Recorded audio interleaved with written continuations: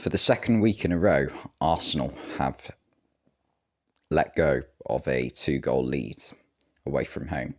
And this is a big problem for Arsenal in their title aspirations, because I think Man City are now the favourites after today. I think after last week, it's excusable. 2-0 up at Anfield, the crowd get going, anything can happen. But today isn't acceptable for Arsenal, I don't think. Because the way they were playing the first 20 minutes, it was so easy for Arsenal to get in behind West Ham and score those first 2 goals, which were really well set up, don't get me wrong. The first one in particular was some lovely play involving Bukayo Saka, Thomas Partey and Ben White on the overlapping run before it was finished by Gabby Jesus, obviously. And it was a wonderful goal. But the second one as well from Ødegaard, it was just so easy for Arsenal to play the ball over the top. Martinelli dinks it to the back post, and none of the West Ham players, or defenders I should say, have a clue where Martin Ødegaard is, and Ødegaard has the freedom of London to score. Now, Arsenal, like I've already said, 2-goal lead. They just seem to get complacent like last week. They are, don't get me wrong, they are playing better football, Arsenal, this season, when it is in a low intensity game, because they have the players with the ability to be able to break down teams when teams aren't, completely harrying them, giving them no moment's peace at all. But they don't seem to be able to, at the moment, Arsenal, be able to cope with pressure being put on them, and that they just seem to crumble. Now, I think William Saliba is a vital part of this Arsenal team this season, and now that he's not in the team at the moment due to injury, he just looks like a significant miss, like there's a significant hole in not just the defence for Arsenal, but just the entire team, because Arsenal just can't keep control of games at the moment.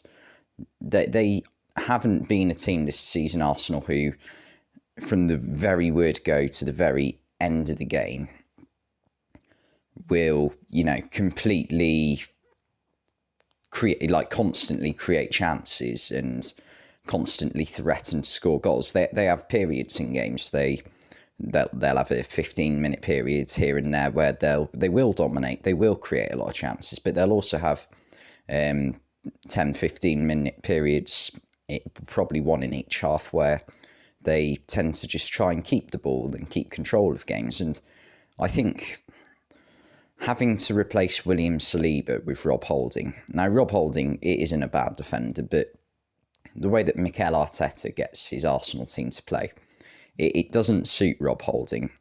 And also, I don't think Rob Holding is really at the level required for Arsenal, really, because he just can be a bit error-prone. I don't think he made any errors in particular today, to be honest. I think the first goal was mostly down to Thomas Partey and maybe a little bit of clumsiness from Gabriel in defence. I think he could have dealt with the situation a little bit better, but it came from complacency, a bit of closing down from Declan Rice, and Lucas Paqueta buys the penalty side. Benrahma tucks it away to half the deficit. But the second goal from Jarrod Bowen, I think, if anything, Aaron Ramsdale, I think, probably should do a little bit better with it, considering he does get a hand to it. Now, don't get me wrong, when it comes to players with who've built up their credit, I think Ramsdale is right up there, because last week's performance against Liverpool was just incredible. Liverpool, if we're being honest, Liverpool should have won the game last week, with the amount of chances they had in the second half and the amount of times they came so close to scoring. But it is a savable shot for Ramsdale. Bowen, it doesn't put it right in the corner. It's still a good effort from Bowen, don't get me wrong, but I think Ramsdale should save it, to be honest. But, you know, he's had a brilliant season, so I think we can excuse him for it. Just before that, though, there was Bukayo Saka's penalty, obviously, and yeah, it's just one of them. Mo Salah's done it twice in the past month. Every player will do it every now and again. Every penalty taker. There are very few penalty takers on the planet who won't take a poor penalty at some point in their career. So, yeah, it's just one of them where I don't think Saka should be, you know, taken off penalties because he's got a good record this season. But, yeah, it's just one of them that he won't want to see again. But I think the most disappointing part for Arsenal in this game will be once it did go to 2-2, and West Ham were still putting a bit of pressure on, but whilst it was at 2-2 for a good 35, 40 minutes, who was actually the dominant side? Because I don't think there actually was one. They both had moments where they went forward, but neither team went ridiculously close to scoring. If anything, I think West Ham probably went close to scoring. Like, they had quite a few half opportunities. Mikel Antonio had quite a good one where he came close, but it's not a good look for Arsenal for the remainder of their season when you do take a key cog like William Saliba out of their team, that they just cannot cope. Because if you look at Man City and take pretty much any player out of their team, they can function at 90% of what they usually can. Whereas Arsenal, I don't think that have that ability. Now, obviously, that's a bit of a it's a bit of a harsh comparison on Arsenal, because Arsenal are only recently reaching the very top of English football, whereas Man City have been at the top of English football for a good 6 or 7 years under Pep Guardiola alone now.